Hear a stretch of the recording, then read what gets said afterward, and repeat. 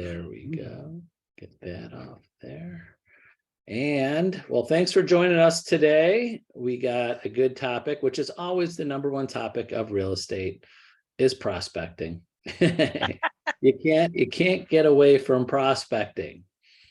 And if you go watch some of my individual videos, the last few days has been about prospecting and calling and things like that. And I'll have another one today. So let's share my screen. We'll start. So yeah, so just to start with this is that you can't get away from prospecting. Sometimes agents feel that like as soon as they get their license, they just start telling people one time, they're in real estate and just wait for the people to come to them. That's what a lot of people think.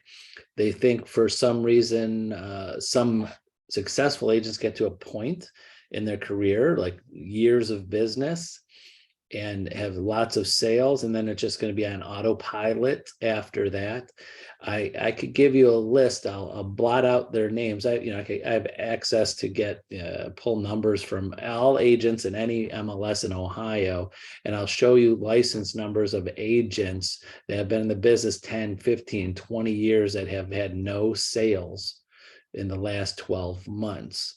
And these are agents that probably had lots of business. I know there's lots of agents out there that had lots of business, but they just decided to stop prospecting or do the things that they did to get the business, thinking that at some point they're going to do just good enough and it's just going to be on autopilot. So that never ends. So if anybody's watching this that's new, or just wanting to get to the next step, this is not something you just start to do and it eventually stops. So I just wanted to get that going for you first.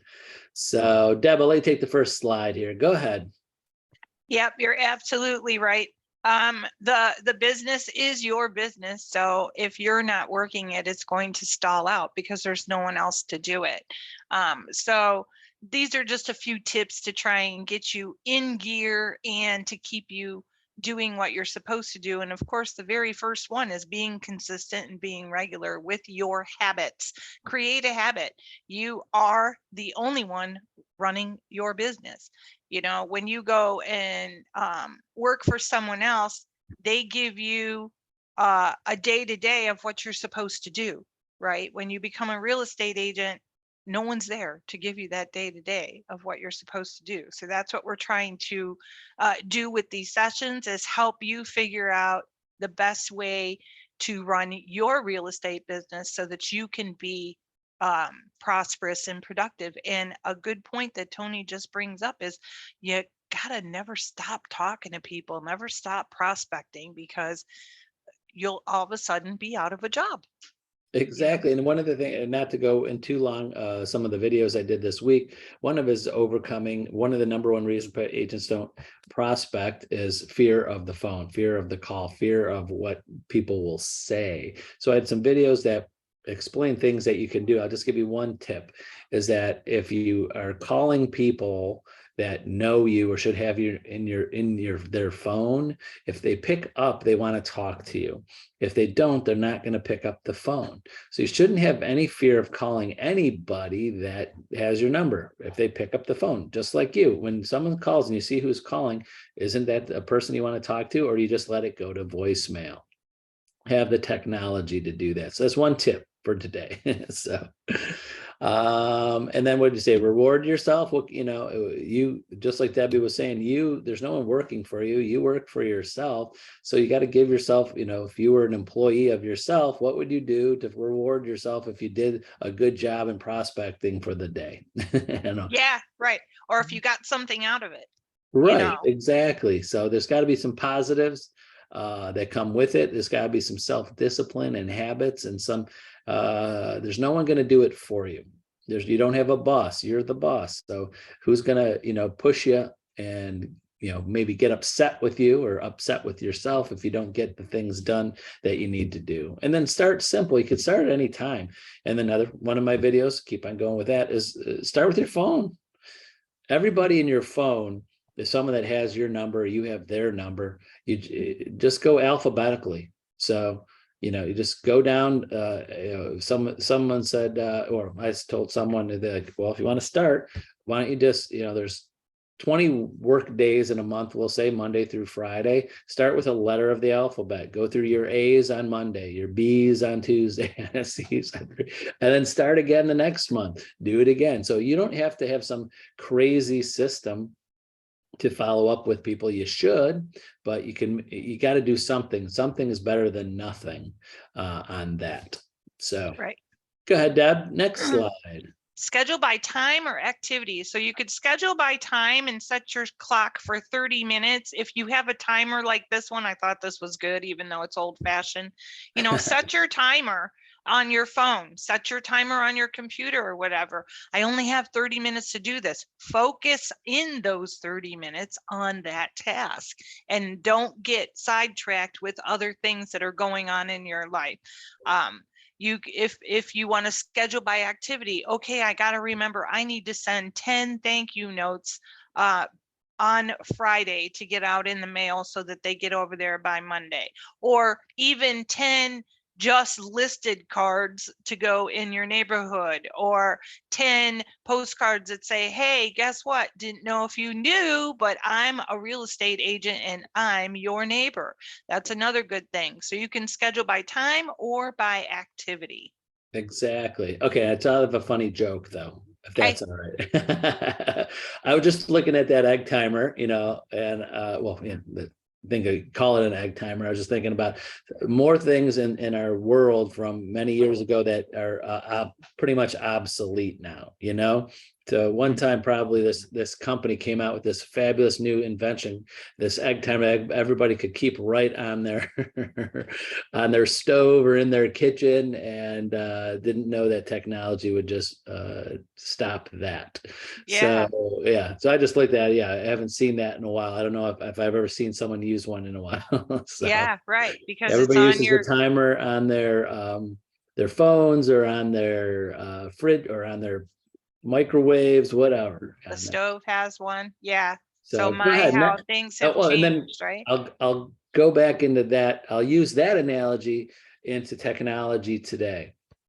So when you are using some type of contact management system or lead management system to take track of your notes, something that you're going to really use to make your prospecting calls, make sure it's something that easily exported or imported, so you could take that with you. So someday, because I've been in the business 30 years, what I was using 30 years ago is no more or even around anymore. Things I was using 20 years wasn't around, but I keep everything, it's around spreadsheets, lists. So always keep all of your stuff in easy accessible. So if the technology changes or the system changes or something different or better, I mean, every time I think that this is the best, this is the way it's going to be, something better comes along. So keep your notes, keep your stuff, because I know I have agents that are using stuff that is 5 times obsolete, but they're using some type of system that can't be brought into our new technology. So things to think about when you're starting this. But go ahead, Deb. Number 3. Right. You can always call us and ask for different ideas too, if you need to. Consider your energy level. So when are you most energetic and most productive? Some people are more productive in the morning than they are in the evening, or sometimes vice versa. If you have children that you have to get off to school and stuff, maybe morning is not the best time for you because you're distracted. This also goes along with saying no to multitasking. Now, I'm a huge multitasker, but there are limits to it.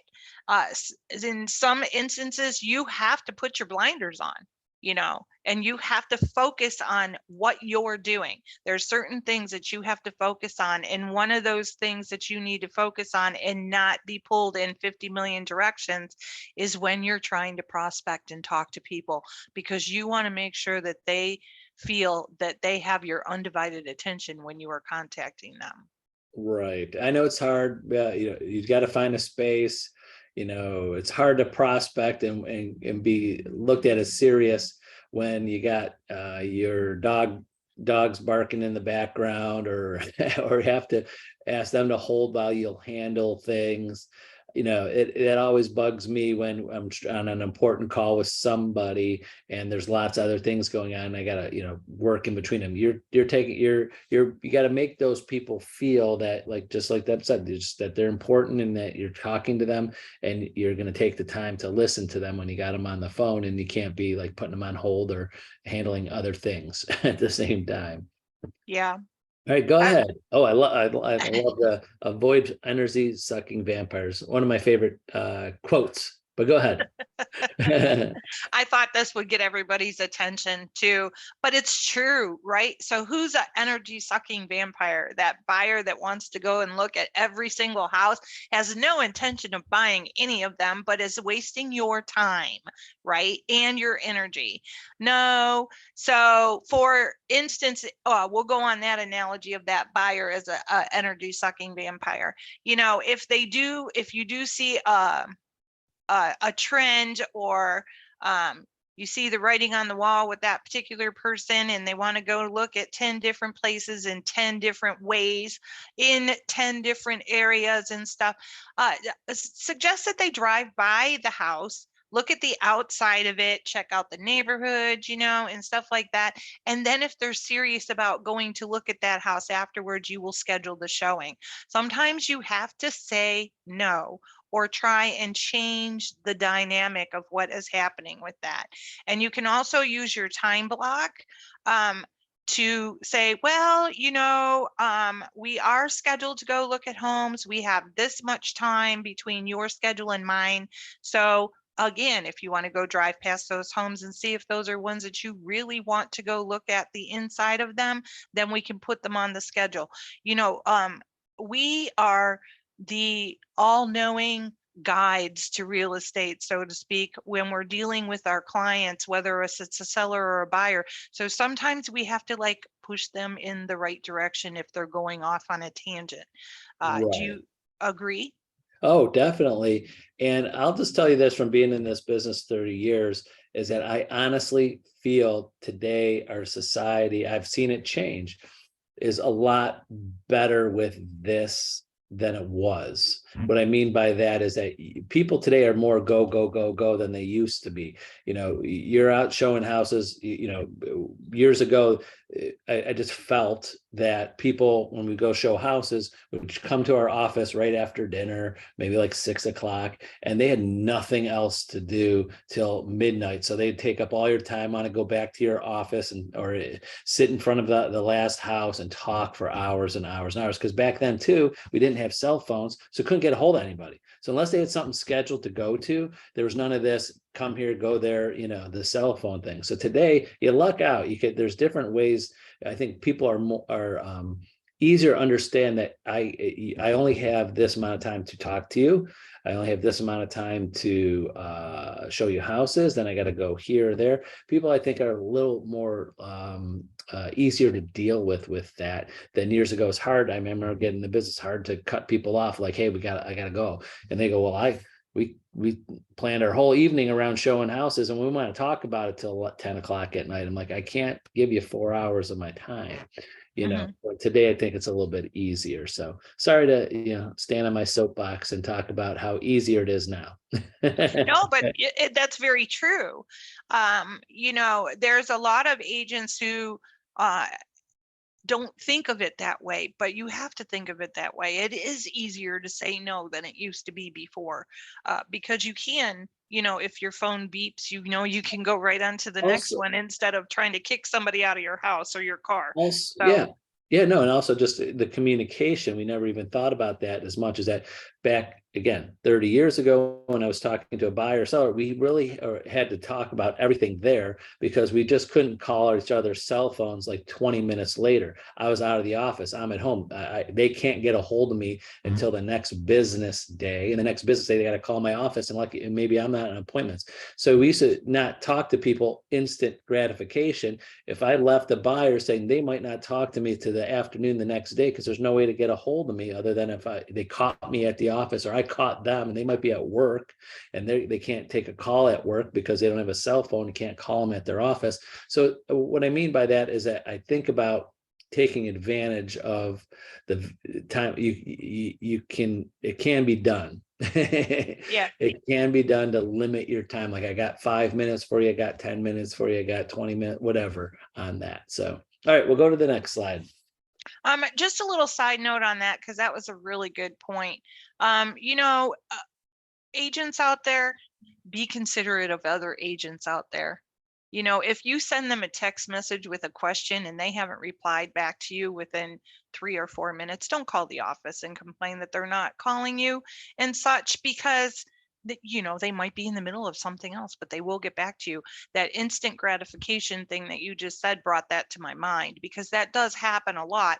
And chances are, when you're calling and complaining to me about the agent not reaching out to you, they're actually trying to reach out to you while you're on the phone with me complaining about them. So just give them a couple minutes, whether it's a buyer, seller, or another agent, to get back to you, or a little bit of time. Right. Exactly. And go ahead. All right, write it in ink. So with our business and our daily lives and everything, sometimes we're like talking about 50 million different things at one time, especially when you're out looking at houses with buyers and stuff.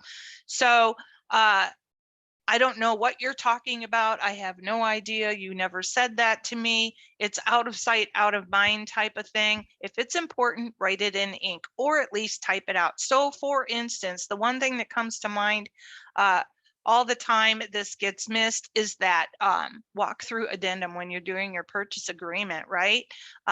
The buyer calls and says, oh, I just bought my house 2 weeks ago and blah, blah, blah happened. And I'm like, oh, I'm so sorry to hear that. What did it look like when you did your final walkthrough? I have no idea what you're talking about. They have amnesia all of a sudden, right? They don't know anything about the thing. And it's because they didn't do the final walkthrough. But if you are an agent who, quote unquote, wrote it in ink, and you send it in an email or you send it in a text message, hey, your final to-dos before closing, don't forget, we have to do that final walkthrough. It's right there. So it will back you up. Schedule it. Yep. All right. Schedule it. And of course, time blocking again, All right, because I'm all about that. Go back. All right. There you go. No, you're fine. Benefits of scheduling: prospecting time, prioritizing, staying focused, following through, and it's easier to say no. The 5 things we just talked about right there in a nutshell, right? So this should get you on a good way of prospecting. Don't be afraid of it. At the very least, they're just going to say, at the very worst, I should say, they're going to say no. Exactly. So just don't be afraid of it. You might be pleasantly surprised. And some CE coming up. Some CE coming up. We have Mike Ferrantes. He's doing core ethics in April, if you still need that one. And oh, I see. I thought I made a mistake on that. I might have. You might have. April 6th and April 4th. One is about the TRID, which is your truth in lending, and the other one's about appraisal. So I think I forgot to take part of that out of there, and I apologize. But those are 2 our elective classes with Hash. And I do have his website on there, but we still don't have a website to sign up for Mike stuff. But I know Tony's working on that. I'm working on that. I got to get that done soon. So. But I think that's it for today. Thank you for joining us, everyone. We do appreciate it. And if you ever need anything, reach out to Deb or myself. We're happy to help. And again, these little weekly Zooms just give you some ideas. I mean, you can't, these topics that go on and on and on and on of all those, things to do. Prospecting, gosh, could take a whole week of classes on different things and things to do. But always go to 21 Online in our university. There's scripts and things for help you with some ideas for when prospecting. But reach out to Debbie or myself. We're happy to help. Yeah, one thing I did notice, that on 21 Online in the university for all of our agents, there's a persuasive selling class. Now, these are few and far between, but I did look at the calendar to see if anything was coming up. That class is March 28th from 12 to 1, and anybody can sign up for that. So I actually did sign up for that because I want to see what they have to say. But I encourage all of you, it's an hour out of your time and you might get some really good tidbits out of it. You know, you never know. So You never know, got to take it. So great. Well, thanks for joining us today, everyone. Have a good day. We'll see you. Well, I will see you later, my video, but I'll see Deb next week. Have a bye. good one. Bye-bye.